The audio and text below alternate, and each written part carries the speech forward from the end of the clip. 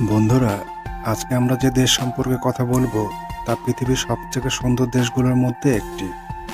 এটি এমন একটি দেশ যেখানকার মেয়েদের সৌন্দর্যের জন্য পুরো পৃথিবীতে জানা যায়।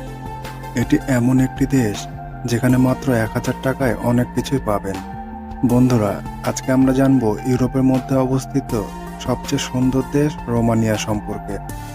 আপনারা সবাই হয়তো জানেন রোমানিয়া দেশ সার্বিয়া, বুলগেরিয়া, আরহাম দেশের পাশে অবস্থিত খুবই সুন্দর একটি দেশ। রোমানিয়া দেশের জনসংখ্যা প্রায় 2 কোটি।